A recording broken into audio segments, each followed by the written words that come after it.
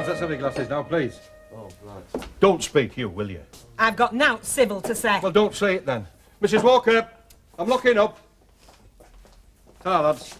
Yeah. See ya. Leave it a moment, Fred.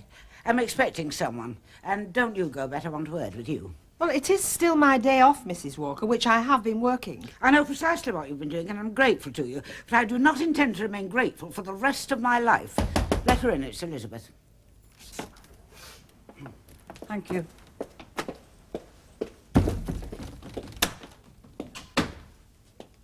Want to see me, Mrs. Walker? Yes, I do. Will you all go through?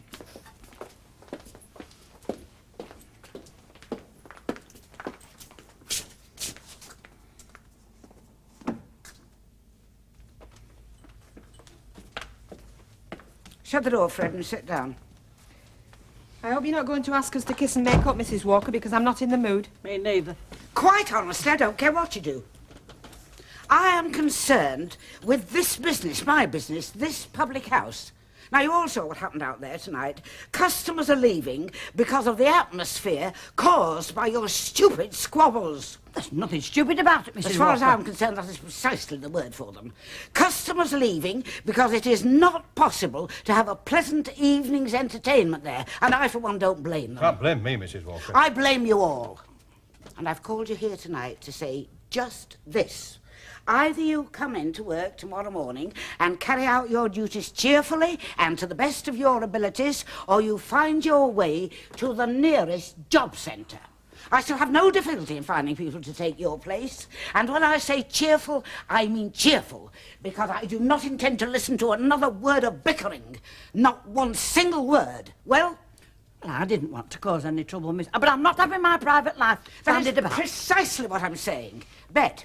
Well, I won't start anything, Mrs. Walker. And God help anybody who does. Fred. Well, you know me, Mrs. Walker. Anything for a quiet life. Bet. I'm sorry, Mrs. Walker. Right. It's peace, then. Albeit an uneasy one. Annie Walker in full cry, a formidable sight.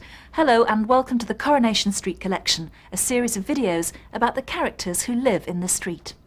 This time I want to spend some time concentrating on a very special person, Annie Walker, the landlady of the Rovers' Return.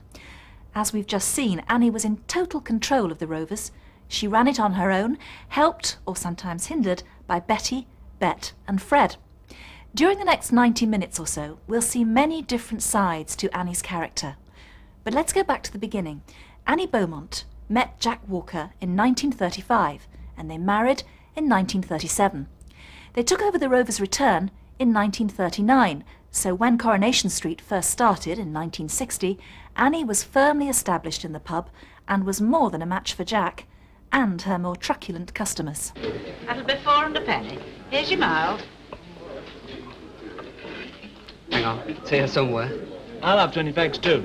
That'll be 4 and 7pence halfpenny altogether. That's for mile, I'll give you about 6 another time. I'm afraid you won't. What's up? Don't you trust me or something? That's got nothing to do with it whatsoever. It's the rule of the house.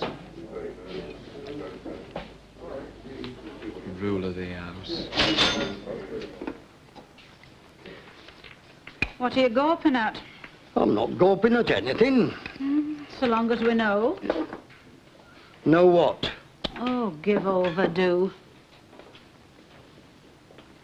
Yeah. Was yesterday your birthday? Does it look like flaming June? Hey, I'm a bit out of my depth here.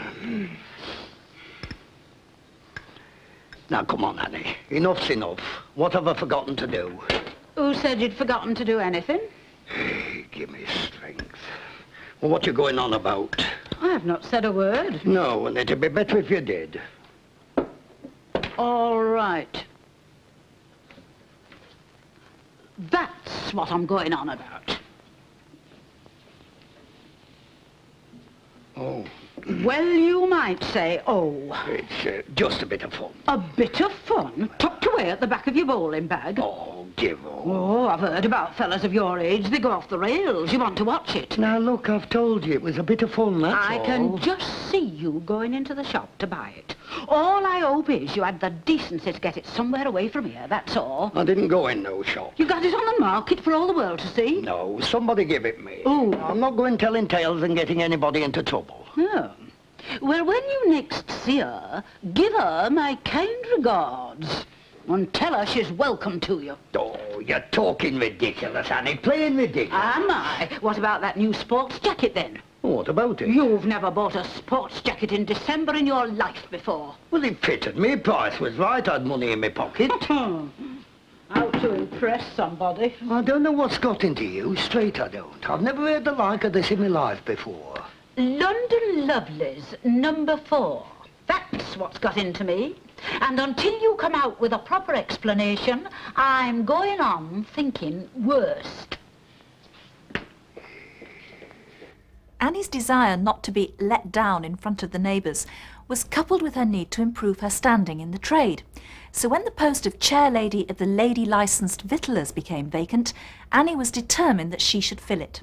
Unfortunately, this meant inviting her rival Nellie Harvey to tea. You know, Jack, if I am to become chairman of the Ladies' Licensed Victuallers, it's very important that I should enlist Mrs. Harvey's support. Ah, it's sunk in. Don't worry. After 12 hours solid chunring about no else, you've made your point. And to get that support, love, we must impress her. Oh, well, you're not doing so bad, are you, considering she's not even here? And so that I can impress her... Go on, what are you getting at? Well, Jack, when she comes, love, you will leave all the talking to me? Annie, love, you can set your mind at rest. In 28 years of married bliss, when have I had the chance not to? Right, Jack. That's it. 3 o'clock, 0. Oh, I thought you were coming at 4. 3 o'clock closing time throughout the length and breadth of the land as laid down by the licensing laws at present in force. Well, what do you want me to do now? Shout time and chuck all these customers out? Now, don't be contrary, not in your new waistcoat. You go and lock up. Oh, all right. Oh, I've got a full hour for a lovely hot bubble bath. Sorry, we're closed. And then I'll put my face on, and then I'll do my crowning glory. Try again at 5 o'clock. Oh, hold on. Never mind, hold on, Jack. If that's Len Fairclough and his cronies up to their tricks, we're not having them in. You can go and whistle. Try the back door of the Flying Horse. We'll soon see.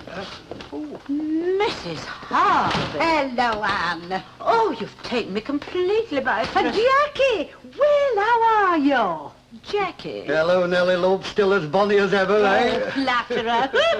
Honestly, you can keep your David Nivens. Jack, I didn't know that you and Mrs. Harvey, you never mentioned, I didn't know that you Oh, and Jack. indeed, yes. We're old dancing partners, aren't we, Jackie? Yes. Ah, when was it? Oh, Licensed Victuallers Ball, year before last. 3 St. Bernard waltzes in a row. Oh, and doesn't he look smart?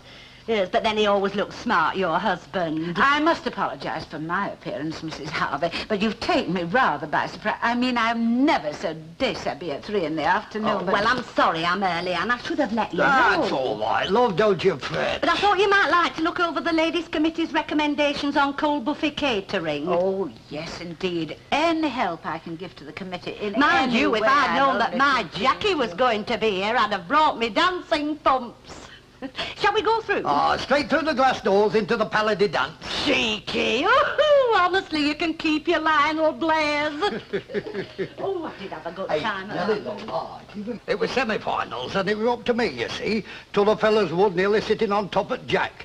Do you see much ground green bowling? Well, no, but I can picture it. Go on. So I said to myself, Jack, I said, big match temperament. That's what you need. It's either him or thee. Or you. Pardon? Him or you. Jack accidentally said or thee. You know, dear, I'm sure Mrs. Harvey isn't interested in your bowling exploits. Well, go on. What happened? Well, I said, oh, well, if I win, all well and good. And if I lose, well, it's only another cup less round it to polish. Honestly. Oh, he's a comic, isn't he? You can keep all your Jimmy Tarbuck. You know, Mrs. Harvey, on reflection, I rather veer to the opinion that point 2 should be emphasised more forcibly. That is, if you concur, of course. Point 2 I mean, of with what, your love? experience. Oh, the committee's recommendations on buffet catering. You see, from my knowledge of the trade, Well, come on, don't keep me in suspense. Who won? I did. Mind you, the sun was in my eyes when I did it. Oh, go on. Congratulations. Oh, I do like a man to be active. Yes, well, of course, one has to encourage them. Now, point 2, in accordance with the Food and Drug Acts, which, of course... Now, my Arthur, you know, is different again. Can I get him out of that armchair? Do you know, I think the only exercise he ever gets is driving to the Rotary meetings once a month. A little more strawberry flan, Mrs. Harvey. It is homemade. Well, what about the master of the house? Hey? A little more for you, Jackie, or do you athletes have to keep in strict training? Well, actually, Jack hasn't got a sweet tooth. Do you know he wouldn't care if he never saw another cake or strawberry? I'll risk it. You know what they say? The old woman forced a pig and it died. Yeah. Help yourself, Jackie, dear. Well, thanks ever so much, Jack. And you too, Anne. Oh, I have enjoyed myself. No, not at all. You must pop round sometime again. When the committee elections are over, of course. Naturally, I don't expect to serve the committee. You know, I always think it's a great pity that we can't have men on the ladies' committee. Ooh, you're Arthur. Well, I mean, as chairman, honestly, you can keep all your Eamon Andrewses. Of course, if ever I had the honour of being elected to the committee, which I don't imagine for one moment I should... Well, you better start then, Anne. Pardon? Imagining that you will, if I have my way, which I will, you'll be elected chairman. Oh, no.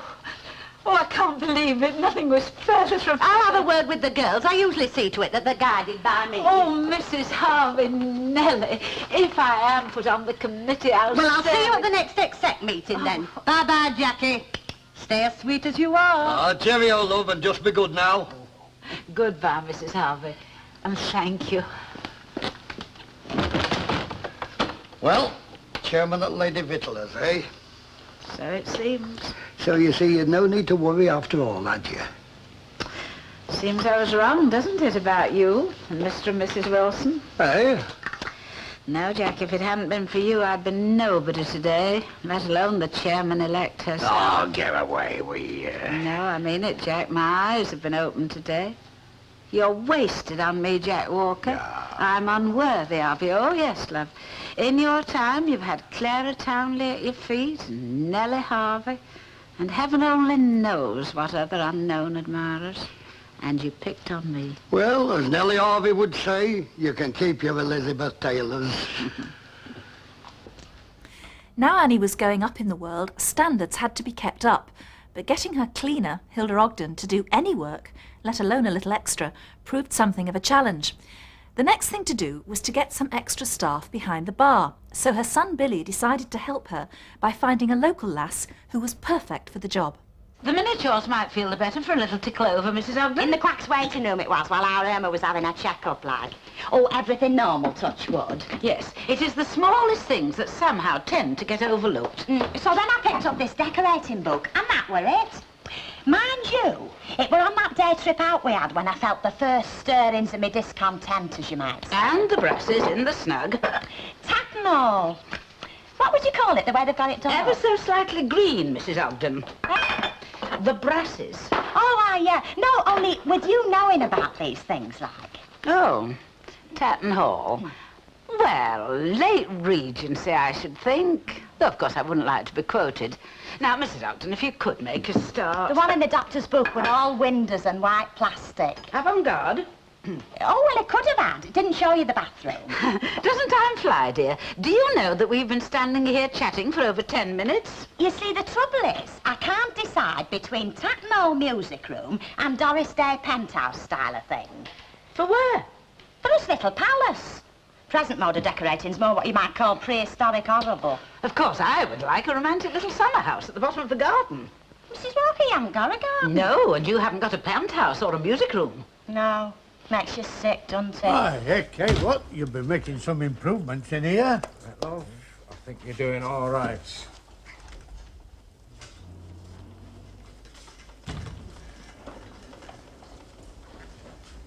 Billy, could I have a word with you, please?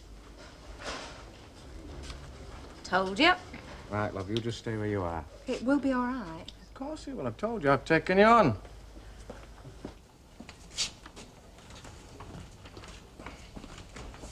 Would you mind telling Miss Lynch to get dressed and go home, and then perhaps you'll be kind enough to tell me what she's doing behind the bar? Mother, she is dressed and she's our new barmaid. Oh, no, she isn't, dear. Oh, look, Mum, Bet Lynch was willing and available. I don't doubt Oh, it. now, come on, Mum.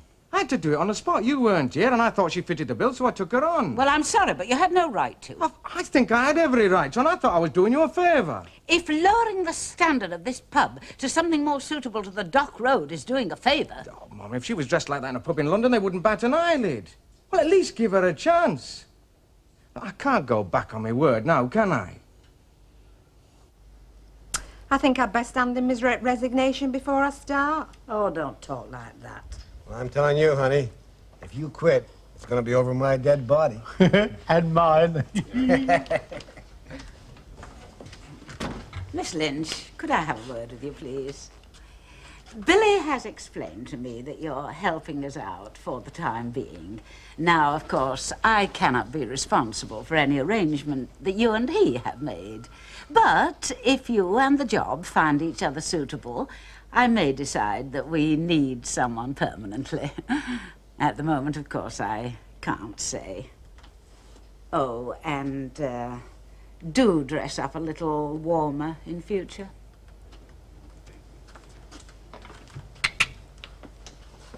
In 1970, Jack Walker died. Annie was devastated, and her friends in the street felt the loss too. Jack had been, as his son Billy put it, one hell of a bloke, and it was only natural that the whole community felt that they had lost a friend. Annie wanted the Rovers, which she and Jack had run for more than 30 years, to remain a place where the residents of Coronation Street could meet and call their own. So, she being the determined lady that she was, Annie applied for and was accepted as the licensee of the Rovers' return. Hey, Mum, how'd you get on? Well, the news I have to give you is mingled with pride and sadness. I am now the landlady of the Rovers' return. Well then, Mrs. Walker, are we going to wet the baby's bottom? Oh, far be it from me to agree with Mrs. Ogden, but Mr. Walker, you know, would have endorsed what she just said. Really? Yes, love, perhaps he would. All right, Betty, give them all. Poor kid. You know, I think she's bitten off more than she can chew. Have I, Billy? Have I? That's what I wonder. Sit down, Mum. Come on. Come and sit down and let's get you sorted out. I'm so tired, love. I'm so tired I could scream. Look, about this housekeeping business, why don't you get somebody in to help you? Now that Mrs. Ogden's working in the shop. Look, that's the whole point, love. Now, she'll only be there for a short time. If I get anyone else in and then she comes back, the rumpus. I've had it once before, Billy, I know. Simply not worth it to me. All right, well, why don't you just let things slide for a bit? Oh, I don't mean the pub. I mean, come on, a bit of wire in the city. Your father, if he would ever have did cleared a up job. behind him, yeah, I know. Not that I'm ungrateful, Billy. I mean, I know that lamp did need a longer flex. I don't live up to him, do I? No, I know you want me to, but I just don't. Look, love, you've been very good to me. You and Lucille. You're all I've got here. You and the pub. You know, this was my first day. My first day with my name up there. It had to go well for me, love. It had to. And it did, though, didn't it? I mean, it's a fine house you keep here, Mrs. Walker. I didn't tell you, love. 2 Irishmen came in and started quarrelling. My heart was in my boots. Oh, you thought they'd start throwing bombs, did you? An omen, it would have been a bad omen. You know what happened? One of them had lost his shoe, apparently. The other started to help him find it, and they went out the best of friends. Yeah. It's a whole world, isn't it? It's a whole side world in here for you, this pub. You know, however much the work is good for you, it stops you thinking about things. I miss him, Billy.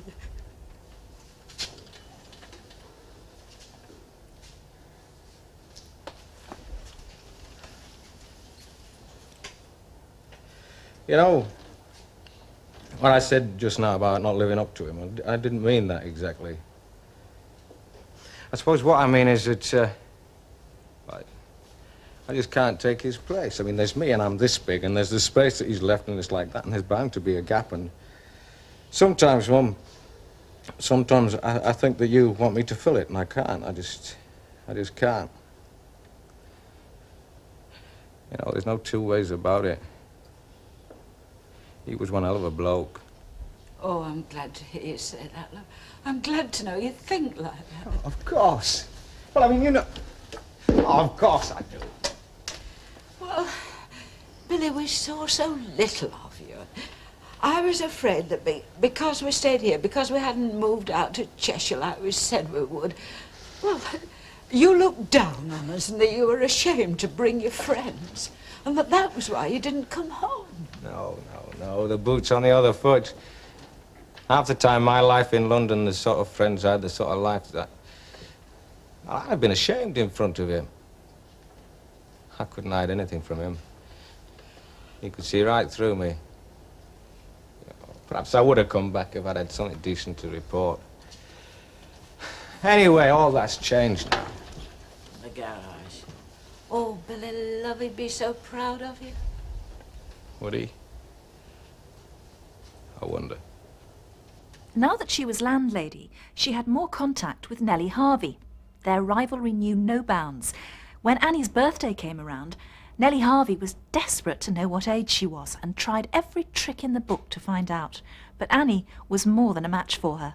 Oh, these arrived for you, love. Don't say a word about that ring, dear. I was told not to, you know. OK. Yeah, love. I have said it, haven't I? What? Happy birthday. 3 times. I'm beginning to think you're pulling my leg. Oh, as if I would. In the autumn of your years, may life present you with few tears, and for every hair that's grey, may you have great joy this day. Sister, you stay for a cup of tea. The kettle's just boiled. Well, I wasn't too sure how welcome I'd be after our little difference over the motel opening. Well, you were a little hasty in your judgment, weren't you, dear? But I'm not one to bear a grudge. It is, isn't it? What, dear? It is your birthday. Oh, yes, it is. I thought I hadn't got the date wrong. No, you haven't. I don't see any cards, though. I put them up in my bedroom, dear. They gather less dust there. Oh, it doesn't improve, does it? What? This district. Oh, well, it's the people that matter. Let's see, Anne, how old will you be now? Not getting any younger. No. Well, I've been working it out, and I guess... Did you, dear? Anne Beaumont that was. Who'd have thought the day would ever... Do sit down, dear. I know you don't like standing much. Oh, that's not me, dear. That's Herbert. Oh, no. I'm as sprightly as a chicken. But then you are nowadays in your 50s, aren't you? Especially if you've taken care of yourself. But here I am chattering on and nearly forgetting what I came for. What was that, Nellie? To give you these, of course. Oh. Now, first, the card. They're in the bedroom, you say, your other cards? Yes. Different. Do you like it? Very much. In the autumn of your days... I thought the verse was so appropriate. Yes, indeed. And now, your present. Chocolates? Shortbread. Shortbread. Actually, I got it in Scotland when Herbert and me were there at Whit. You know how you fancy things when you're on holiday, and then when you get them home, you've gone right off them. You do like shortbread, don't you? Love it. Now, you're not just saying that to be polite. It is one of my favourite foods. Excuse me.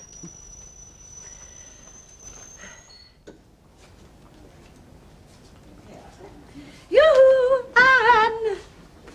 Nellie, why, I'm having a surfeit of your company today. Well, I said to her, but I cannot let Anne spend her birthday evening without a friendly face to look at, I said. I'll go and cheer her up, I said. I thought perhaps you'd come to sample the shortbread. Oh, Oh, I thought I told you I can't stand shortbread. It's much too sweet for my taste. I'm more of a savoury person. Indeed. Though, funnily enough, I do have just one exception. I like me sherry sweet. What a very resourceful way of asking for a drink, Nellie. Oh, do you think so? You're not very busy tonight. Not very. Of course, that's the trouble with houses in working-class districts. There's only money about at the weekend. Yes, but they do spend a fair proportion of it in liquid refreshment. Oh, are you joining me, Anne? Not in the mood, dear. Well, a happy birthday, then, and as many more as you're lucky enough to have. Thank you, dear. Tell me something, Anne, if it's not too personal. As if you could ever be personal, Nellie. Are you beginning to feel different? You know, a bit feeble? No, I only ask because, well, you don't seem to have changed all that much. I mean, you're on this place on your own. Nellie, dear. Yes, Anne? I'll let you into a little secret. If I don't alter very much, it's because of this special treatment. Special treatment? Not quite monkey glands, but something very similar. Costs the earth. Don't think I'm being nosy, Anne, but how do you afford this special treatment? I mean, I know you can't be exactly rolling in it, a small working-class house like this. I'm sorry you asked me that, Nellie, because you know how difficult it is for me to be untruthful. Go on. Well, it's financed by an admirer, a gentleman. Oh, is he? Do I know him? Well, unfortunately, dear, owing to his most difficult domestic situation, all I can tell you is he's something in the city. Excuse me. Oh, now, be fair, Anne. I mean, it's no good mentioning something like that and then going all secretive about it. I don't quite follow you, Nellie. All right, I can understand you wanting to keep who your gentleman friend is secret. I mean, widows have to be careful. You can so easily get yourself a reputation, can't you? But what's this stuff you're taking? But, Nellie, you don't want to restore your vitality, not at your age. Well, it wasn't for me. It was for Herbert. Oh, my dear. I couldn't expose Herbert to it. I mean, you remember what his tendencies used to be. We don't want him to be the talk of the town again. As we follow the rise of Annie up the social ladder, the next big event in her life was when Alf Roberts asked her to be his Lady Mayoress. Annie was thrilled. What would Nellie Harvey say about that? If I could just have your attention for a few moments, ladies and gentlemen. I think you've got it already, Alf. Well, in that case, I would like to introduce the new Mayoress of Weatherfield, Mrs. Annie Walker. Does that make me an honourable? I tell you what it does make you, dear. Busy. Drinks on the house. But I did say I was pleased with my decision. Believe me, it's the right one. You sly devil. Getting me going like that. Now, Lucille, I want you to give me your honest opinion. Do you think that this is just a shade... Too young for you? No, not that at all. No, the word I'm looking for, I think, is informal. Is it a shade too informal for the dignity of the occasion? Doesn't show much of your face, though, does it? That is a very, very good point, Elizabeth, and thank you for mentioning it. I'm told that the Queen has a constant problem in finding, you know, becoming hats that are off the face. Why don't you give her a ring? Perhaps she'll lend you some. It's a bit late for that. Oh, is it, Tech? Prince Philip will bring you to it by helicopter. Or better still, the Viking of the Queen's flight and then a fast police car from Manchester Airport. Really, if you can't be more constructive... Billy? You haven't started getting ready yet. You've not even shaved. Time was hour and a half before we leave. Well, you don't want to rush in the last few minutes. Right, well, if the worst comes to the worst, they can at least start without me. And I'm not the one that's being crowned Lady Mayor, am I? Billy? I'm sorry, Mum. I'll be there, I promise. Nothing wrong, is there? No, I feel a bit... No, I'm all right. I'll go. Now, of course, this is perfect. With my two-piece, that would be absolutely lovely. Mrs. Ogden, we haven't forgotten to dust the sideboard, have we? We don't want to let our standards slip, even today of all days. Mr. Mayor, members of the council, ladies and gentlemen, I don't propose to make a long speech, but I do want to say how deeply grateful I am for the honour.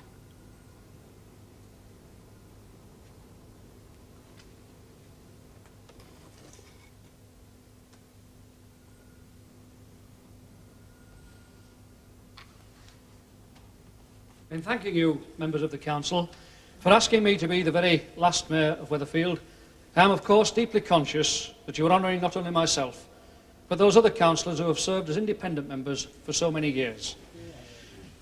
And in that connection, I'd like to mention especially Councillor Leonard Fairclough, who is unfortunately unable to be with us today. I'm sure we all wish him a speedy recovery. Hear, hear, hear. I'm sad, as we all are, to think that local government reorganisation will shortly bring the long history of our borough to an end, and with it, the proud title of Mayor of Weatherfield. I can only promise that in the forthcoming year, I shall endeavour to add to the lustre which has been brought by my distinguished predecessors. Thank you.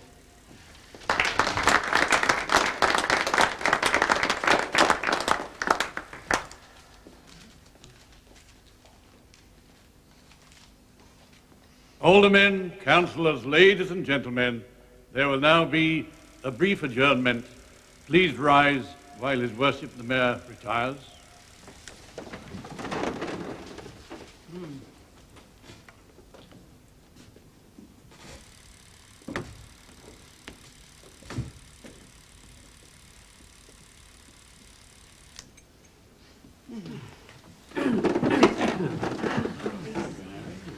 Just look at her face. She can't wait to get that chain round her neck. Will you be quiet? Yes, shut up. Aldermen, councillors, ladies and gentlemen, please rise to receive His Worship the Mayor of Weatherfield, Councillor Alfred Roberts.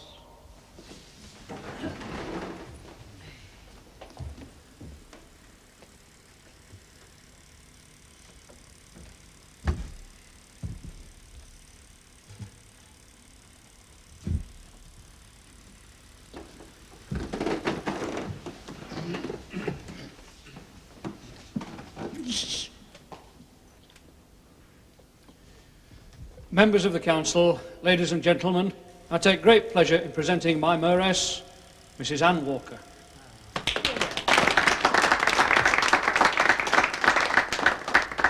Nellie, an equal for Annie in the one-upmanship stakes, wasn't to be outdone by a little thing like Annie becoming the Lady Mayoress.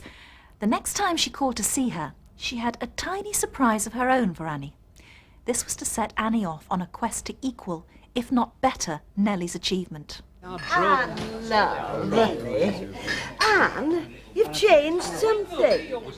I don't think so, dear. Oh, yes, you have. I can't put my finger on it, but you've got it really very nice in here. No, it's exactly the same as the last time we came. Go on. Well, it's just that when I walked in, something hit me. It always strikes me the way you've got it really very nice in here. Such a contrast to that street. You know, you really do rise above your environment, Anne. Time when I lose, I'm just like paying for it on the trip. It's a pity you couldn't get the brewery to do something about the outside, though. My dear, they begged me, but I said no. They even sent a young fellow round, a designer, somebody who does these things. Oh, that'd be the same chappie that did ours. 20th century nonsense, I said. This is a northern public house, and that is the way it's going to stay. But progress, Anne. You know, they've totally changed our facade. Yes, I know, dear. But it'll be all right when it mellows. Will you come through? I have to get my coat. No, dear, I'll stay here. You see, the transport's waiting. Oh, hello, darling. Will you join us? Hey, I like your hat. Oh, Anne, you do get some characters in here. Have a nice time, Mrs. Walker.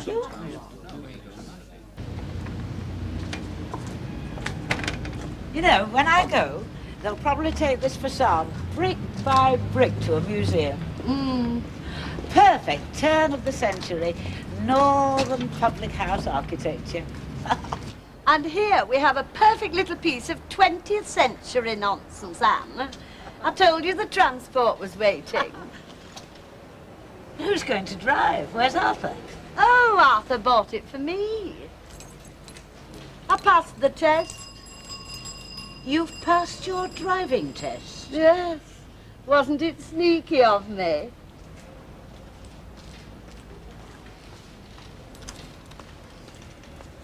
Hop in.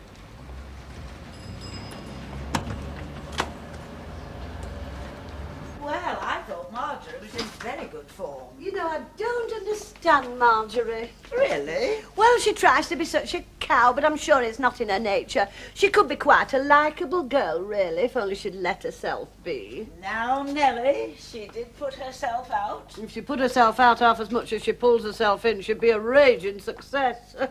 Mind you, I shouldn't speak ill of a fellow member. No. Did you know she's in the AA? Marjorie in the AA? I never heard of a licensee in Alcoholics Anonymous. Oh, Anne, you are a scream. The Automobile Association. I'm in the AA too. But couldn't you have joined another club? Oh, I've joined them all, only I haven't had my badge from them yet. Yes, God, it's obvious, isn't it? I mean, she is aiming to be president. She's making it perfectly obvious. Oh, well, let her. That was her car. You saw it, the yellow one. And you know, I think she would have her points as president. Tea. You know, I do think yellow's a showy colour for a car. But, you know, to tell you the truth, I didn't want a big one. You see, I mainly run around town, and it's very nippy, the one I've got. Marjorie has my vote. Now then, ladies, will I make a butler? Fred, how sweet of you. Afternoon tea, my lady. Thank you. And how long have you had Mr. G. Mr. G? How long have you been here, Fred? It's about 4 months now. Oh, and are you living in then, Mr. G? Well, I inhabit the servants' Oh, quarters. Fred, go on with you. Well, if there's anything else you'd require, my lady. Oh, it was a pleasure, Anne. And any time you need a lift, well, you know where you've got a chauffeur. How very kind of you, Nellie. Saved me a fortune in taxis, because I find I'm taking taxis everywhere these days. You know, there are some nice little runs into Derbyshire. You must come with us. Mind you, we haven't been far yet, with Arthur being bad. I mean, on Sunday we just ran over to Bramhall and looked in all the estate agents. What a novel way to spend Sunday. Oh, well, it's different when you're mobile.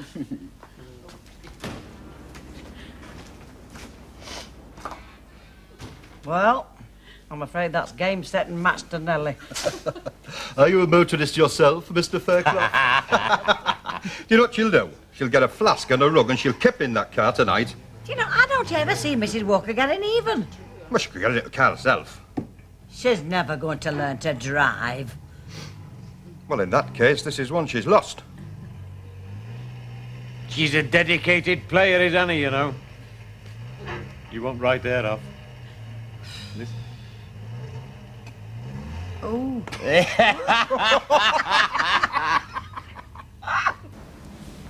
Bye-bye. Bye-bye.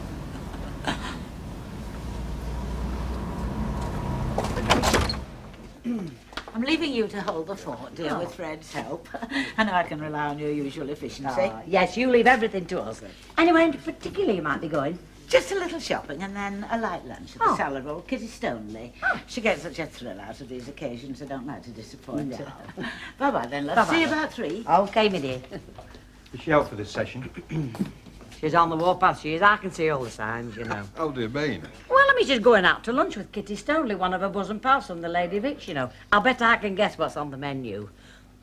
For starters, Nellie Harvey's driving test. For the main course, Nellie Harvey's car. And for puddings? Did Harvey pudding as well? For puddings, they'll be having how to get Nellie Harvey back down to the level of a lady pedestrian.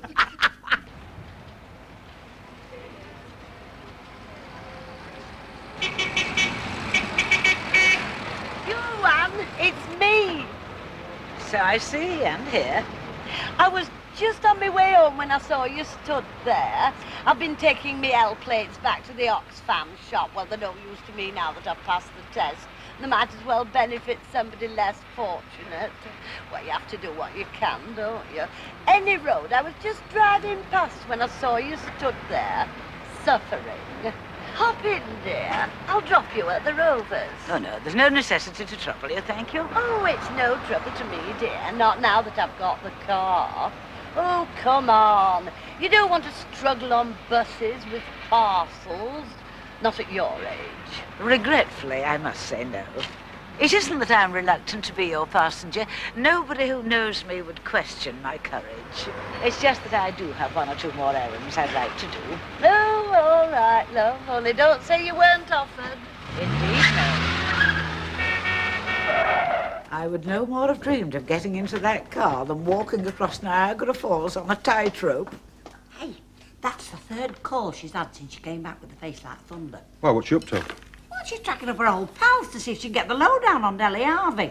I'm merely saying that if Nellie Harvey is licensed to drive, I almost said licensed to kill, then licenses must be very easy to come by. She claims, of course, that she passed at the first attempt. She did? At her very first attempt? Well, then the age of miracles is not past. How many? No. It is rather a lot, isn't it? Listen, dear, do you mind if I run off now? I've got 1,001 things to do as usual. I'll ring you soon. Bye-bye. Elizabeth! Yes, Mrs. Walker? I have just quite by chance heard the truth about Nellie Harvey's much vaunted driving skills. What do you think? Well, I haven't a clue. It's true that she passed at the first attempt after taking 86 lessons. How many? 86. Oh. It is rather a lot, isn't it? But the source is impeccable. Oh. Elizabeth, will you get us the best napkins? I will.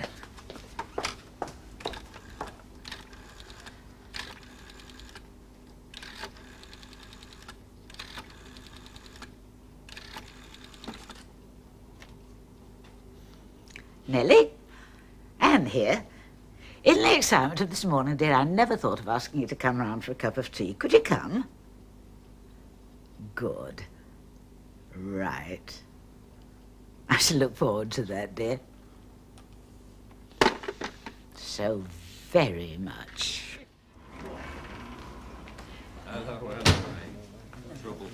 I am expected. Oh, yes. Well, I'll just tell her you're here. Hello there, missus. I see you like this place. Mind you, I don't blame you, I'm fond of the pub myself. What do you reckon to the weather, then? Cold enough for a walking stick, innit? Nellie, so glad you got here in one piece. Did you drive over yourself? Well, that's the beauty of having your own transport. The world is your oyster. Do come through, love, and have a cup of tea. I'm sure you can do with it after all your exertions. Do have another piece of Battenberg, Nellie. I know you've never succumbed to this modern fad of Weight watching. Oh, well, a little of what you fancy. I had lunch with Kitty Stoneley today. Oh, now she should watch what she eats. With that hair of hers, what does she look like? Which hairdresser does she go I haven't to? the faintest idea. But she was tremendously interested about your driving success. She thought it was so very, very brave of you to tackle modern traffic conditions at your time of life. Oh, did she? She asked me to send to you her warmest congratulations, and, in fact, as good as said that she was thinking of following in your footsteps, or should I say tire tracks, learning to drive herself. Well, I can't see Kitty Stoneley doing much good with driving. I mean, she never was any good with machines. Look at that automatic washer. Flooded the kitchen out twice. I suppose she'd need a lot of lessons. Oh, bound to. How many would you think? Well, it all depends. I mean, some people need a lot. It's all to do with your aptitude. Yes, and having a good driving instructor. Who did you go to, Nellie? I'm sure Kitty would be interested. How's your Billy getting on? Does he ever bother coming up to have a look at you? You had 86 lessons before you passed, didn't you, dear? I don't know where you got that from. I think it must have been the same source that said it requires one lesson for each year of the driver's age. Obviously, you've been listening to idle and ill-informed gossip. Well, I've got better things to do with my time. Them as don't know nothing about driving shouldn't go criticising them as do. Do you think you're wise, dear, to get behind a wheel in this frame of mind? You don't own the roads round here, Annie Walker, so don't crack on that you do. I promise to leave the roads to you, if you, in return, will steer clear of the pavements. Well, at least I can drive a car, Annie Walker, which is more than you can. I think if I set my mind to it, learning to drive would not present me with many difficulties. You? You couldn't drive a pram up a short ginnel. I could handle a car far more capably than you can, and, what is more, learn to do so in far fewer lessons. Oh, yes? Well, why don't you prove it, then? Oh, I will, Nellie. Obviously, I want to go to a really good driving school, not just a little man round the corner. Yeah, well, of course, I've no personal experience of driving school. schools. No, but you want the best. Yeah, well... Personally, myself, Mrs. Walker, I think you're wasting your money. Really, Mrs. Ogden? Oh, definitely. I mean, it's all a matter of reflexes, isn't it? Is it? Well, absolutely. There's this machine on Blackpool Pier, you know, test your reflexes. You put your money in. Oh, and a little dwarf pops out and bashes you on the kneecap with hammer. And you turn the wheel, and then you're on this road, you see. But every time you swerve off it or hit an obstacle, a bell rings. Oh, yeah, and there's another one as well with a bit of bent wire like that. You put a loop round, and when you touch it, it buzzes. That's right, same thing. But you need to be in full charge of your facilities to do it. I assure you, Mrs. Ogden, I am in complete control of my faculties. If I were not, I wouldn't dream of putting other people, not to speak of myself, to risk. Yeah, all the same, my love. Don't you think it might be a bit, well, late in the day to start anything as radical as driving? Yes, well. Afternoon, Mrs. Walker. I hear you're in the market for a first-class driving teacher. I am making inquiries, yes. Then look no further. You? Hey, specialist in the art of the fast getaway and keeping out the road of the fuzz. I want to make it perfectly clear, and not just to Mr. Yates, that this matter of my proposed driving licence is something I intend to take quite seriously. Quite seriously. And I shall be glad if my staff, my friends, and my patrons will do the same. Message received and understood. Oh, Bet. Ready? All ready, and in only 2.5 hours? Now, don't exaggerate, Bet. I've always believed that good grooming gives a woman confidence. And you'll need it. One's first driving lesson is not to be taken lightly. I'm not apprehensive, just perfectly calm.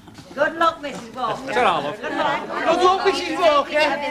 Keep death off the road. Right. Remembering the basics, start when you're ready. Certainly sounds simple enough.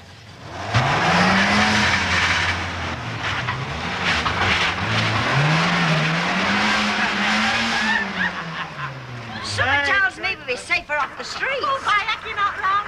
Well, working on the principle, if she hits something, it won't be her own place. Let's get inside. Think you've got to again. After you, Claude. Me, after you, Cecil.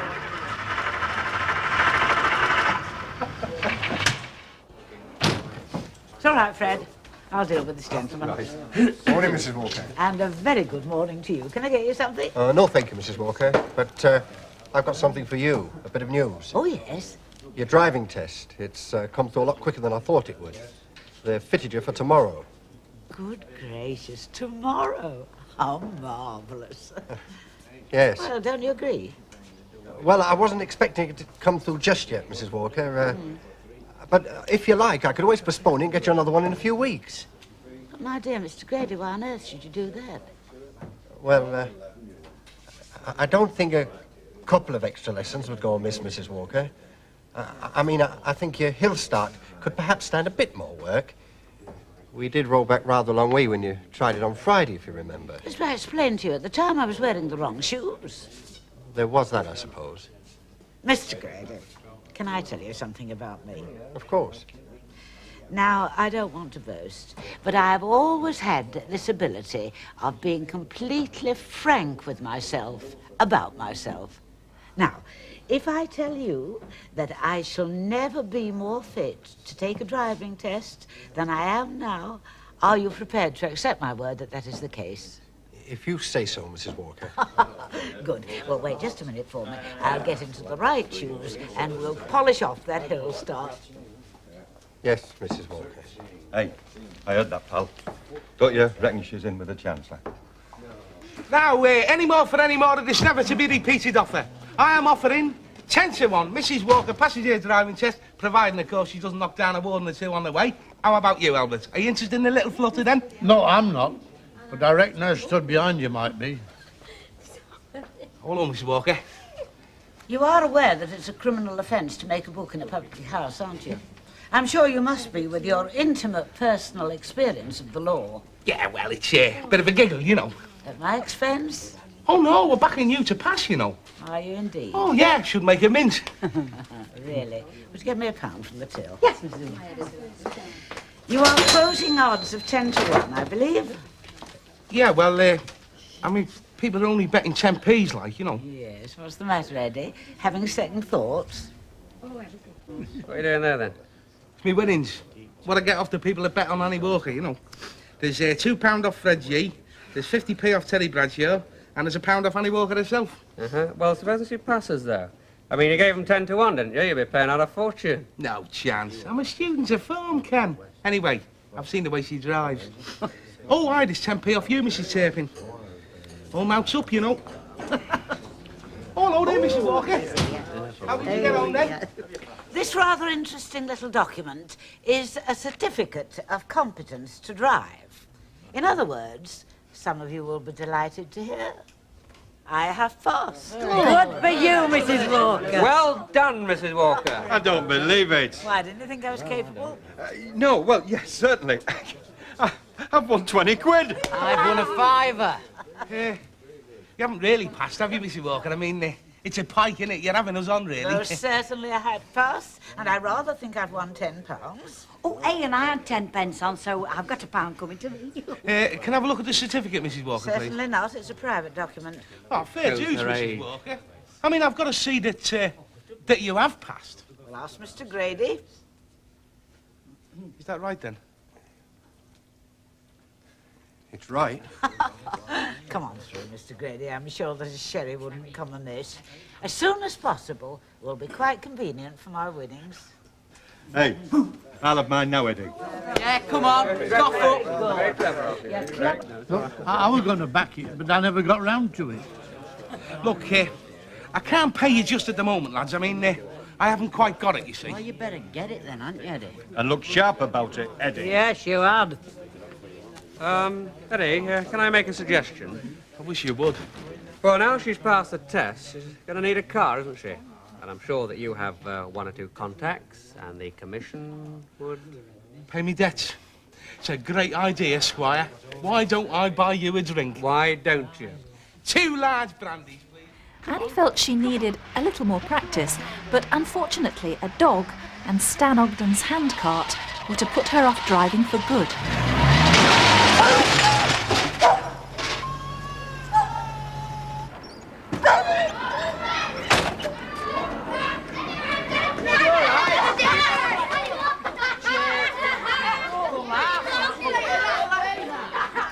Well, after that, Annie left the driving to Fred and went back to concentrating upon running the Rovers. To celebrate the Queen's Silver Jubilee in 1977, the street organised a float depicting Britain through the ages. So when they asked if she would appear on it as Queen Elizabeth I, Annie threw herself into the role. Now, this is the famous one. I know I have the body of a weak and feeble woman, but I have the heart and stomach of a king, and of a king of England too.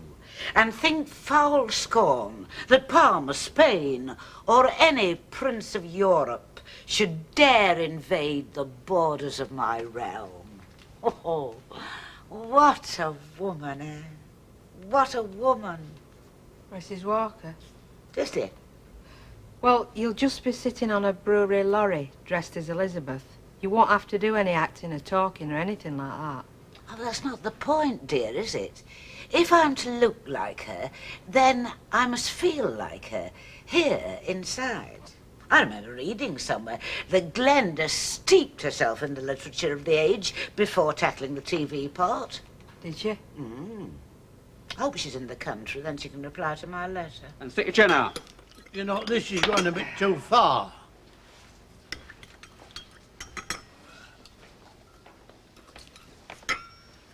Hey, you look right cracking in that, Mrs. Walker. It is customary to kneel. Some people get right into the part, don't they? Well, she's been rehearsing all her life. You can't rehearse majesty, Mr. Tetlock. It's either something you've got or you haven't. Watch what you're saying, Albert. You'll get your head chopped off. Yes, and all my work will be wasted. Having always felt just a touch regal herself, Annie never could resist the opportunity to get her hands on anything that would put her one step ahead of her friends.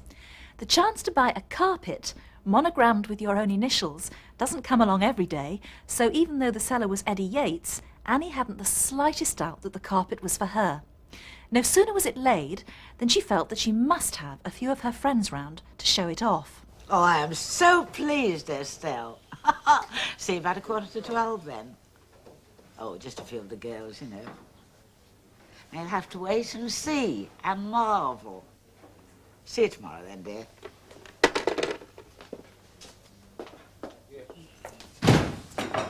Mrs. Ogden, how fortuitous. And Fred and Bet. Now, I want you all here early in the morning and ready for work. A few of my Lady Victular friends are coming in for a glass of sherry, and I want everything just so.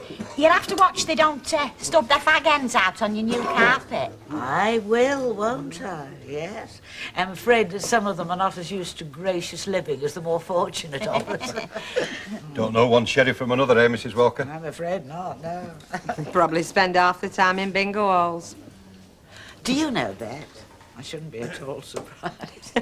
I shouldn't be at all surprised.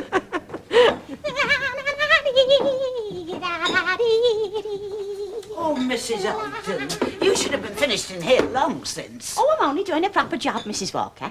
I'll have them tabletops that clean you could eat your dinner off. Well, thank you, but I shall persevere with plates. Now, in less than 2 hours, my guests will be here. I want the living room spotless. So finish in here as quickly as you can, and then come through and brush the carpet.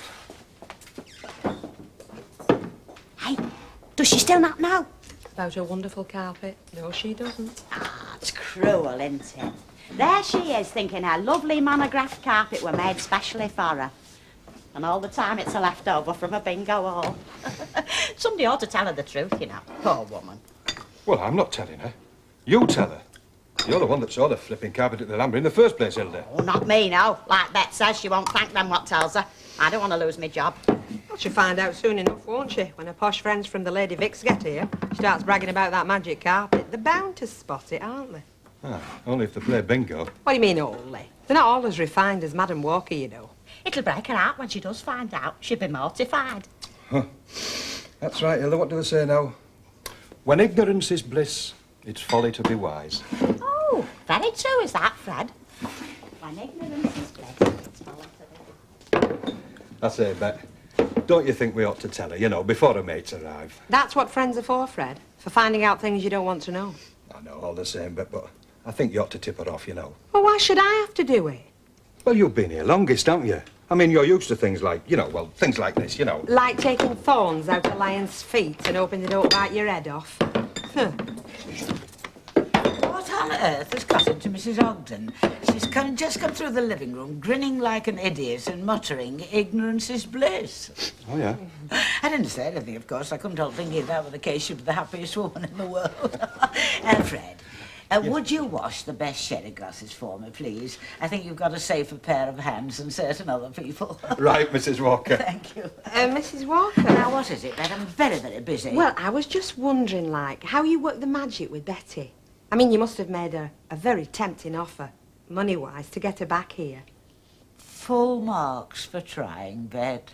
Again. Right, that's that. She can make a laughing stock of herself now, for all I care. Well, I think we look fairly presentable. I think it's beautiful. Thank you, Elizabeth. Now, my guest won't be here for a moment or two. Just time for a welcome home sherry. Oh, thank you. Welcome back, dear. Ta. Ooh, nice drop of sherry. As long as it's not a nice drop falling on my carpet. Eh? Oh, yes, yeah, very good. I shouldn't think a drop of sherry would do it any harm, Mrs. Walker. I mean, if it can stand stiletto heels and fag ends and the odd milk stout in a bingo hall, I should think it'll be able to stand a drop of sherry. I beg your pardon, would you mind repeating that? I'm just saying, it wears very well at the Alhambra Weatherfield, this carpet. I don't know what you're talking about. This carpet, the Alhambra Weatherfield. The Alhambra Weatherfield? Yes, Mrs. Walker. A.W. Didn't you know? I thought you must. I think you better tell me everything you know. Well, you see, this is the carpet that they have at the Alhambra. Only there they have the big bit with the A.W. all over it. Now, this bit that you've got here is like the little bit. It's like an offcut. An offcut? Like an end. You know, a few yards that they had over. Well, I thought you knew, Mrs. Walker. Elizabeth, is this true? I've finished. Do you know, you can practically see your face in the tiles in them lavies. Look, don't take my word for it, Mrs. Walker. Hilda, I was just saying, didn't you see this carpet at the Alhambra? Huh? Oh, yeah, I was there the night before last. And you know, I only needed one number for a top line, and this woman in the same row as me got it. Indian she were. But they understand these numbers, though, don't Did you they? see my carpet? Oh, yes, I did, Mrs. Walker. Exactly the same it is. Right through except for the toilets. Well, I were dropped on. I thought to myself, fancy Mrs. Walker having bingo all carpet. Oh, my goodness. I'll have to stop them. I will, I must. But you can't, they'll be on the way now. They're due any minute.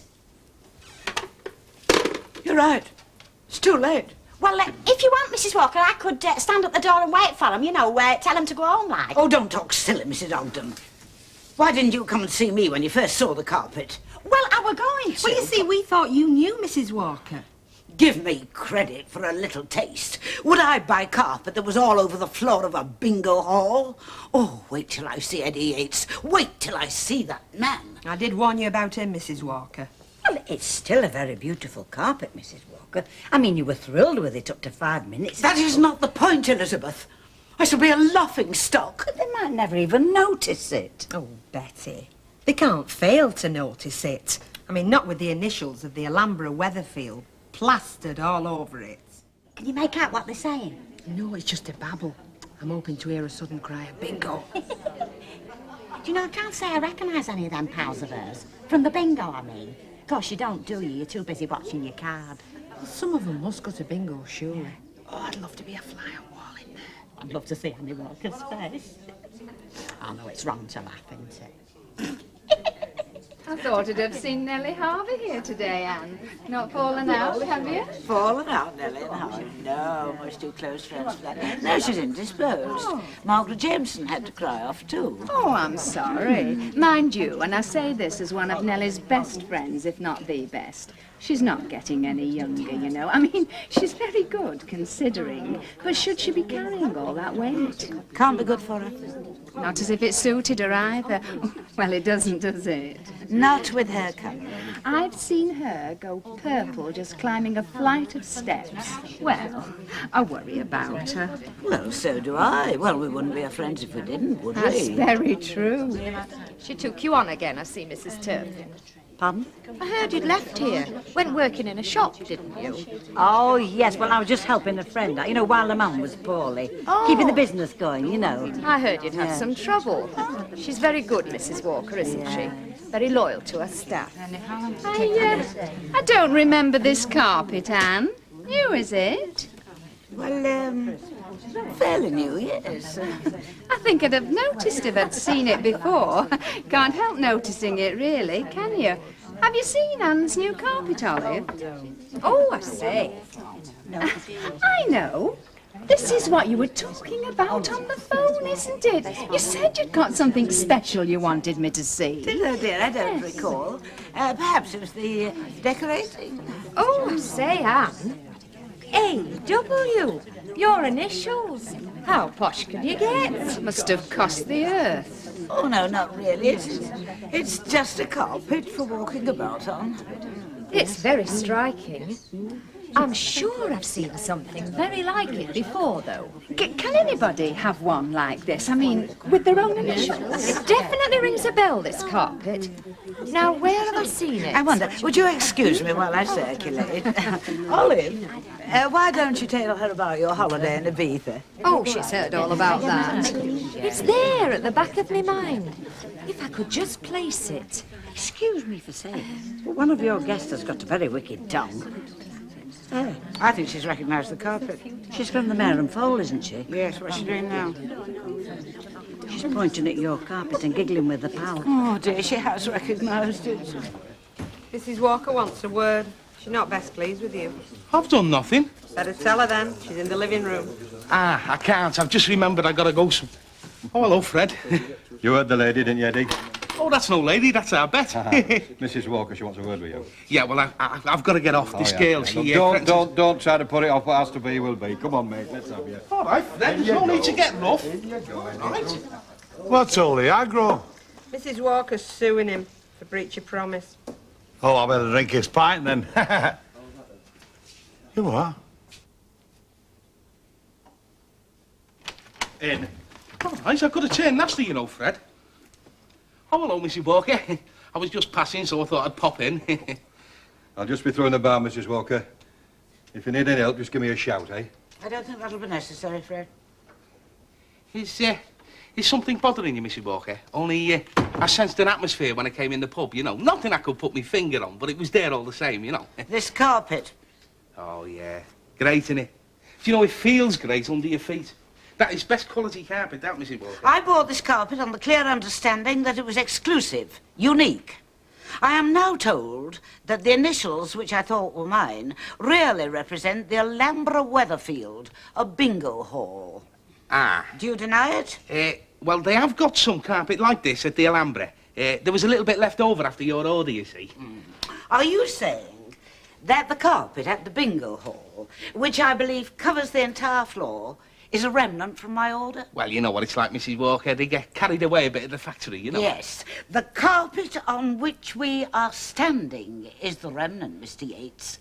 Now, don't think you can bluff your way out of this. I've had enough of your lies and deceptions. It's not lies, Mrs. Walker. I mean, it's salesmanship. I mean, it's a lovely carpet. You were delighted when I brought it. I want it out. I want it out of here tomorrow. I want my money back in full. Hey?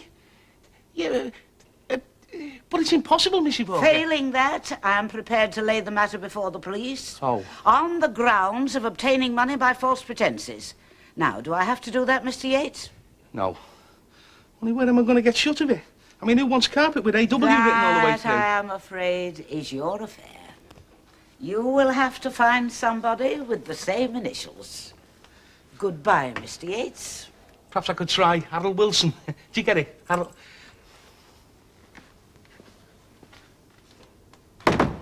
Annie's relationship with Eddie deteriorated still further when he, very reluctantly, sold her a painting which turned out to be even more dodgy than the carpet. And since when have you been an art dealer? I'm not an art dealer. I just do the fetching and carrying, don't I? Oh, thank you very much for the sherry, Mrs. Walker. Nice to share it with someone who appreciates it, Kenneth. Yes, I'm sorry I couldn't stay a bit longer, but he is on his own, you know. Ken, you're up in modern art, aren't you? I mean, you know about modern art. Well... It's got something, can it? Oh, yes, I think it has. Yes, it's definitely got something. I shouldn't wonder if it's not catching. Do you know, I think I can see what Kenneth means. It's sort of impressionistic, really, isn't it? Oh, yeah, definitely, yeah. All I want to know is what it's supposed to be. Obviously, Bet, it is not supposed to be anything. Oh, well, it succeeds then. It conveys a feeling. Yeah, I'm coming, Shop. Who does it belong to, anyway? Eddie's. Really? Well, it's not mine. I'm just taking it round for someone. But you do like it, don't you? Well, shall I say, I think I can see what the artist is trying to put over. Although I couldn't put it into words, perhaps Kenneth could.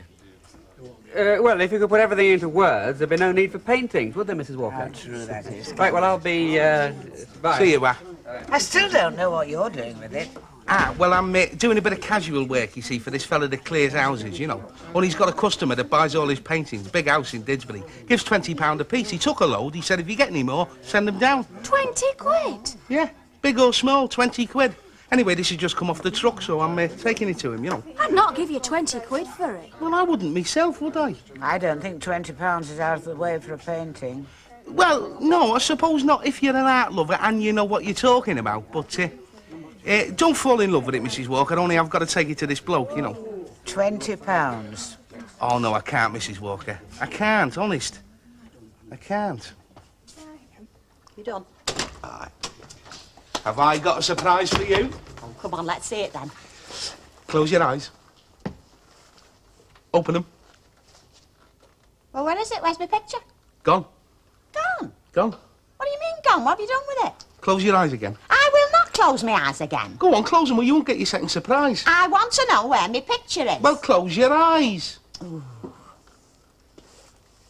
Open them. Your picture has just turned into 20 quid. Now who's a little magician? What are you talking about? I flogged it. You flogged it? But 20 nicker. Well, seeing is believing, innit? You've never. Well, I don't believe it. You flogged my picture and got 20 quid for it. Here, a tenner each, all right? Are you chuffed? Who to? Oh, wait, an art lover fell in love with it. Oh, come on, there's something funny about this. I don't believe you. You believe that, don't you? I believe it when I get my cut. Well, I never said to flog it. What do you mean you're cut? What's that? You are? Aye. Oh, you can get lost. Yeah, you did nothing. No, except say it was a load of rubbish. So it was. But he's flogged it and I want my cut. Oh, no, Stanley. You never made no contribution. It was my hardboard, my paint, wasn't it? Oh, that were coppers. Yeah, it was the work of art that fetched the 20 quid. And you didn't even know it were a work of art, did you? So you're not on. Yeah, I mean, I said it was nice. She said it was nice. You said it looked like a dog's dinner.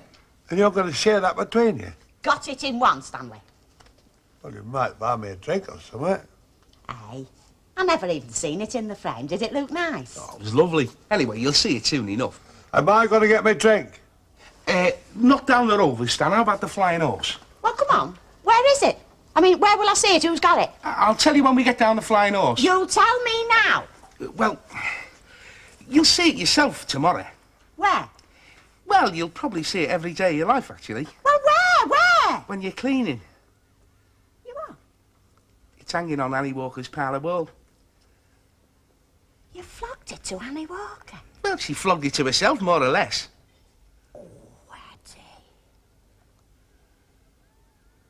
Oh, Eddie. Oh, flipping heck. Just tell me one thing, Mrs. Walker. Are you going to stick it up in here in your living room? Where do you think I should hang it, Bet? Well, I wouldn't like to be so vulgar. I just hope you're not going to put it in here. Don't you think it'll make a nice splash of colour? I think it'll put 'em off the rail. You know, looking at it, I think it's quite nice, really. Between you and me, I think it is probably an investment of £20. You're probably right, but please, will you hang it in your living room? Well, I do think an original oil painting would be rather wasted on some of our clientele in here. Morning. Oh, well. Here is the best advertisement for marriage ever yet devised. Oh, well, thanks, Bet. That's very nice. I mean, why you shouldn't, not why you should. I'm not going to take offence. It's only natural to be bitter when you get to be a spinster of your age. But when it comes to me and Stan, there's things going on under the surface that you know naught about. Like in that picture there. Eh? Well, that's got hidden depths as well. How very perceptive of you, Mrs. Elton. Oh, I'm not behind the door when it comes to appreciating things, Mrs. Walker. You, is it? Yes, as a matter of fact, I only got it yesterday. What do you think to it, Bet? Not a lot. No, well, you haven't got the finer feelings for art what me and Mrs. Walker have. Does it really appeal to you, Mrs. Elton? I wouldn't have thought it was quite your type of thing. Oh, it is, yeah, definitely. Oh, definitely my type of thing. See, I would have thought you liked more conventional type of painting, you know, vases of flowers, country cottages. Oh, no. No, I like somewhat what stretches your imagination. You can see all sorts of things in that. Absolutely. Do you know, it is that deliberate quality of mystery that I find so fascinating. Yeah. I bet you'd pay a bomb for it and all. Somewhat of that quality. Enough. Is it by anybody famous? Not yet. But I have the distinct feeling that is going to prove an investment. I think it's only a matter of time before the artist achieves the recognition he deserves. Oh, it's a fella then? Ah, well, regrettably as I have to admit it, it's a friend, well, an acquaintance of Eddie Yates. Still, art transcends all boundaries. Don't you agree? Since you asked, Mrs. Walker, no. Oh, well, you can't expect no different from the likes of her, can you?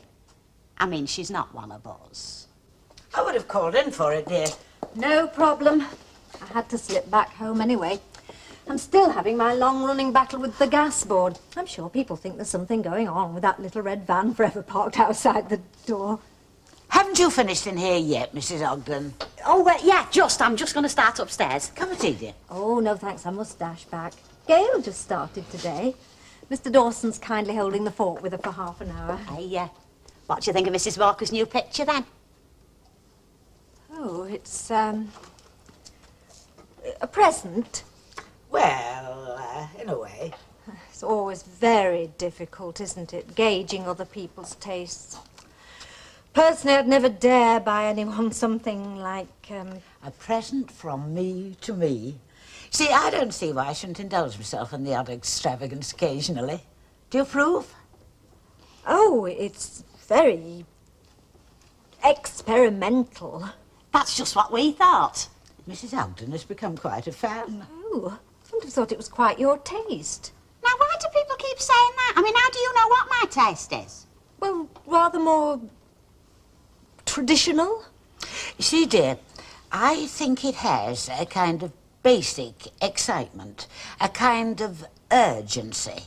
It is obvious that the artist has terrific vitality. It conveys such an appetite for life. Don't you agree? Oh, yes, yes. Who is the artist? Well, oh, it's not signed. No, I shall have to have that remedied. I think he was a bit too shy to accept recognition. But I do flatter myself that I have an eye for finding talent. Oh, she has, definitely. I mean, it's just made this room, hasn't it? I always felt it were lacking somewhat before. Well, perhaps it is an interesting focal point, but possibly... Yes? Well, a slightly better frame would do it more justice. Emily, you're right. You are absolutely right, of course. Yeah, you know, somewhat in heavy gilt with little knobs and twiddles on, make it look really important. The bedrooms, Mrs. Ogden, if you don't mind. Yeah, I'm just off. Only, I mean, you don't want to stint, do you? You know what they say about things of beauty being a joy forever? Oh, do be careful, Bet. I'm being careful. I'm the last person to vandalise a priceless work of art. Here we are. Something written on the back. Well, if it's out rude, I'm not taking it to framers. I can't make out what it says. Oh, I can. Is it the artist's signature? Well, in a way, it's a sort of message telling posterity exactly who the anonymous artist is. What? What does it say? Stan, have gone to bingo. Your tea is in the oven. It could have been Stan or even Eddie. That make it any better? No, I suppose not. How much did this sting you for at any road? Not the money, it's the principle. I've been cheated, there's no other word for it. How dare she? Well, I still say we can't be sure it were her what painted it. Of course it was her. I've been puzzled all day by her excessive admiration for it. It's clearly her work. Well, I suppose if you liked it enough to pay good money for it, there was clearly no trickery involved. They never claimed it were by nobody famous. Eddie Yates definitely cleared it was done by a friend of his. It was. Oh, how could I have been so stupid as to think that anything produced by that woman could have the slightest merit whatsoever? But Mrs. Walker, you didn't know it were her what had done it. You wanted... Well, go on. Well, what gave you a kick? We're thinking that you discovered hidden talent. Perhaps you saw more into that thing than you would have done under ordinary circumstances. You know, Bet, sometimes you're surprisingly wise.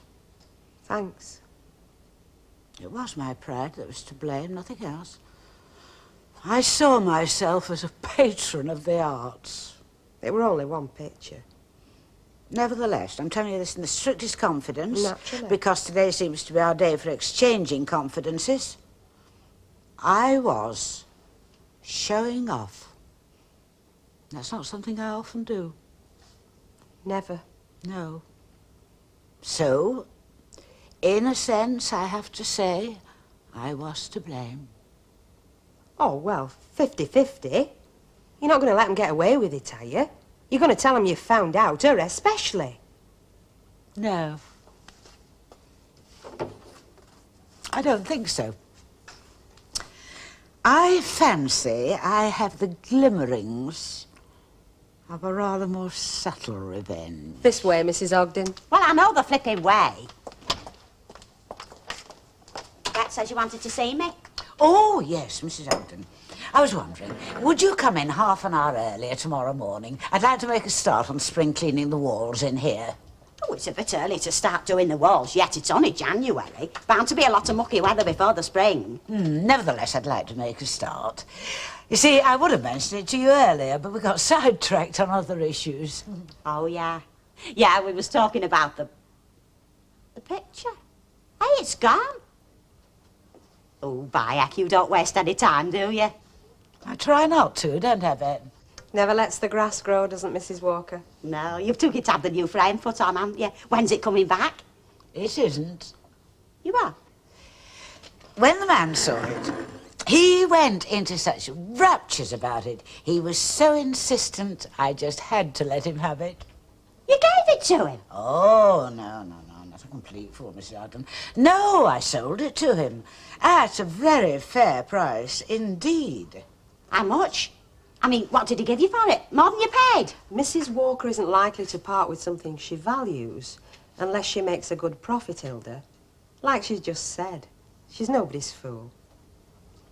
Well, what sort of profit? I mean, well, just as a matter of interest, like. What did you make on it? A couple of quid?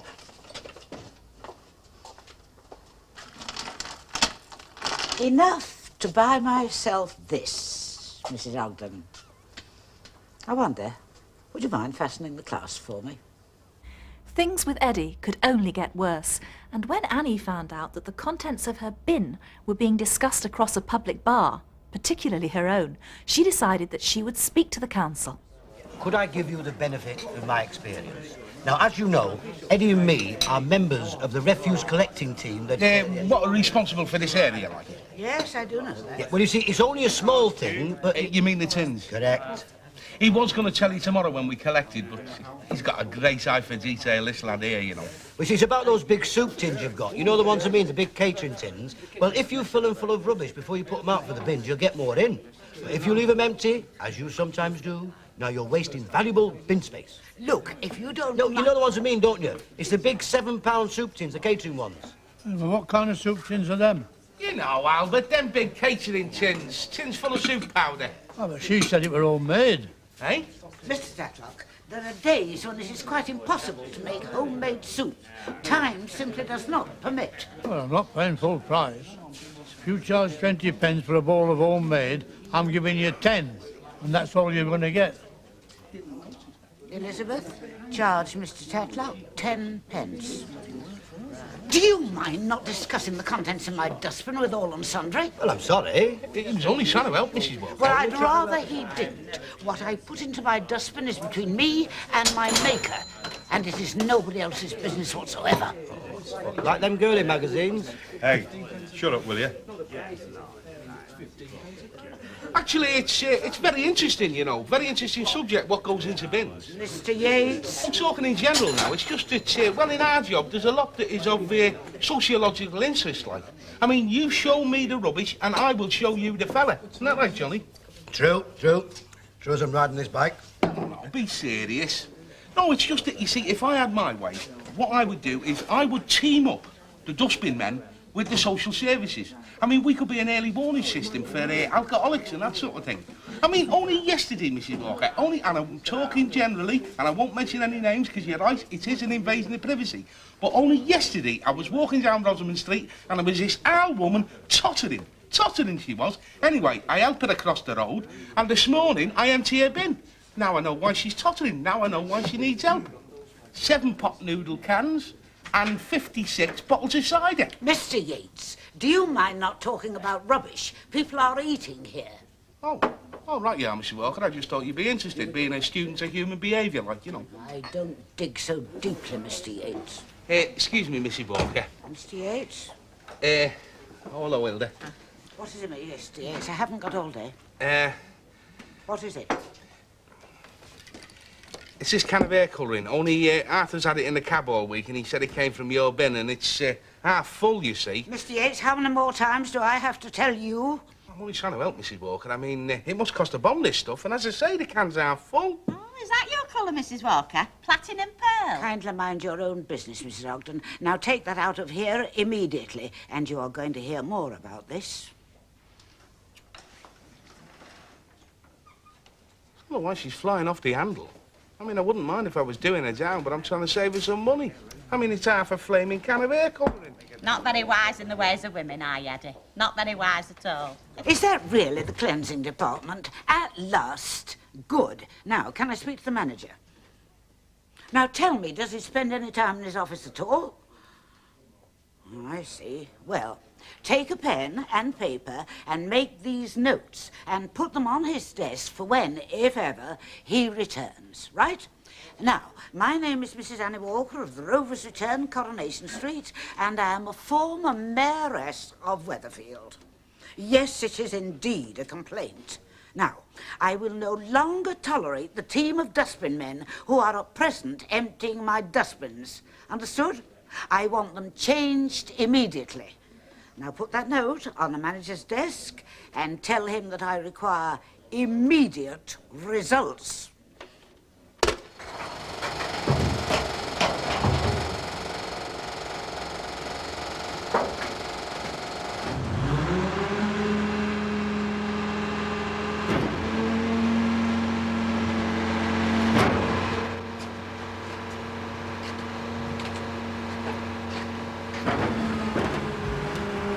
What are we going to do then? You tell me. Well, Arthur said to ask the lady if she changed her mind. Annie Walker, change her mind? Well, go on then. I'll stand behind you. Oh, thanks a lot.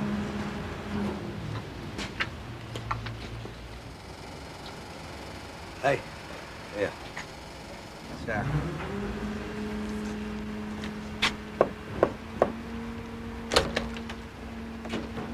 Morning, Mr. Walker. Morning, Mrs. Walker.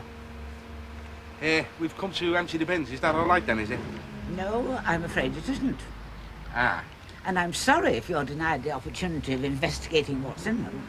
Yeah, now, look, Mrs. Walker, now, what we said yesterday, we wasn't trying to be nasty or out like that. No, I mean, you can't help noticing what you're shifting, especially when you know who it belongs to. I have rung the cleansing department and made a complaint. Right. Yes, yes. We heard about that. And I don't intend to go back on a word of what I said. I insist on having a different crew to empty these bins, and I must ask you not to touch them. Fair enough. OK, Mrs. Walker, you're the boss. I am the right pair, Mr. Yates. Mind you close the gate when you go out. You can't say we didn't try. Oh, come on, big fella. He wants to keep it, let her keep it. Got a light?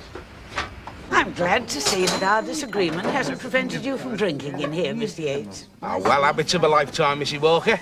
Indeed. And I trust that everybody understands the situation now. Yes, well, I think I perhaps understand the situation a little bit better than you do, actually. Oh, and how would that be?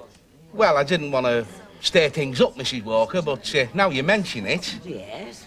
Well, the fact is, Mrs. Walker, that if we don't move it, nobody's going to touch that rubbish. I think you'll find that the cleansing department think otherwise. Sorry, Mrs. Walker. No, you see, you ringing up like that, it rubbed one or two people up the wrong way, and, well, we've had a vote on it, and the Rovers is what's known in the trade as blacked. Do you know what I mean? There isn't a bin man in the country going to touch that stuff till we say so. I don't think that went down too well. Hey, I should order yourself a jar scouser, you know, while you've got the chance. Annie, get your gun. You should be doing that all right. All right. Oh, it's you, Alf. You could have been knocking all afternoon. I want to come through for this mob. Up to my eyes in it, I am. This time, 3 o'clock. All the glasses to collect, cellar to sort out. Ah, well, I wanted a quiet word with Mrs. Walker. Oh, there's no chance. She's gone to town, been there for 2 hours, gone shopping. Mind you, she's alley chuffed. Got this rubbish problem all sorted out, you know. She got it cracked. Up. You're in luck. There's Alf to see you, Mrs. Walker. Hello, Alf. Fry some lemons, Fred. And if Bert's making a cup of tea, could you bring one too? Righto. What can I do for you, Alf? Well, it's about this rubbish, Annie. Yes, I thought it might be. I knew you'd be concerned about the rubbish. Come into the living room. Well, I'll be straight with you. I'm more than concerned. I'm very worried. I mean, a lot of that stuff out there is waste food. You're right, Alf. It was waste food. And waste food brings vermin. I mean, not to put too fine a point on it, brings rats. And if you've got rats, Annie, we've all got them. You're right. I mean, we could have rats if the council had done anything about it. Well, as I understand it, all you have to do is apologise. You see, I don't know what I have to apologise for. Well, apart from the rights and wrongs of it, I think you should apologise. I mean, it could affect my business. I can see that, Alf. But an apology is out of the question. Well, I don't think you're showing much consideration for other folk. Well, instead, I have made an arrangement. Mr. Ogden is going to dispose of my rubbish, and I'm thinking of giving him a contract. Well, he's not shifted it yet. Well, he promised he would. It's still all out there. Oh, well. Gave him the money at lunchtime, and he gave me his word. Well, he had it loaded, Mrs. Walker, but they stood guard on gate. They wouldn't let him out at yard. This is ridiculous. It's more than ridiculous. It's beyond all sense. Look, if you'll take my advice, Annie, you'll climb down off your high horse because when it comes to things that brings rats, it's no laughing matter. I mean, I'm sorry to be blunt about it, but... Well, anyway, I'll get off. Good afternoon. He's got a point, I suppose. Did you have a good journey, then? Back from Derbyshire? As good as British Rail can make it these days. Oh, Annie. Pardon? Don't matter, love. Alf, what was it you wanted to see me about? I really ought to have a lie down. I'm feeling very tired, what with the journey and everything else. Yeah. I believe the brewery's been on to you. Yes? Yes. Then there's this petition being organised by Arnold Swain. Well, I went off that man some time ago. Yes, well, I've been talking about this business to Ken, you know. Oh, what does Ken say? Now, does he support my stand? Oh, yes, he does. Well, we all do, like, but... For what? Well, he says, Ken says, like, he says, and I agree with him, he says... Oh, do get to the point, Alf. I'm sorry, love.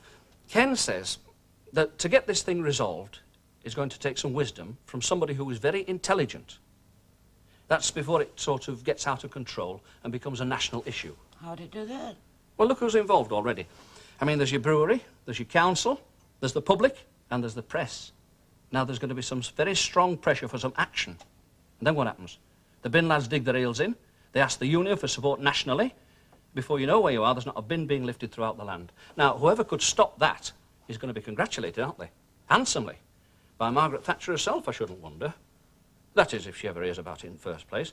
But as Ken says, it's going to take one of the parties to be wise and intelligent enough to see that. Do you know, Alf, I have been thinking exactly the same thing. Perhaps I should apologise to those stupid bin men for the sake of the country. We don't want another winter of discontent, do we? Although Annie was frequently at odds with the other residents of Coronation Street, she was loved by all. Bet and Betty organised a surprise party for her 40th anniversary of running the pub and arranged for a very special guest to be there. Afterwards, when Annie looked back on her life, she felt she had been very lucky to have had Jack, her family, and all her friends in Coronation Street. We too have been lucky to have enjoyed a large part of that time with her. Oh, smashing! You've got the Joanna sorted out. Stan, put the food on these tables. Fire, I can earn that pint. Will you wait your sweat and stop yattering? I can't think now. Have we got everything? Everything but the leading lady. A pint of bitter, please. Hang on a minute, we're trying to sort things out. I think everything's straight and most of the people are here, love. Right, Betty. Go and get her through. OK. Now, remember, when she comes through, give her a bigger raise. I'm only trying to get a pint, I can't get one. Look, give over, you big soft lump. Haven't you supped enough? I've supped out yet, have I? You will be, Father. Mrs. Walker, have your minute, lovey.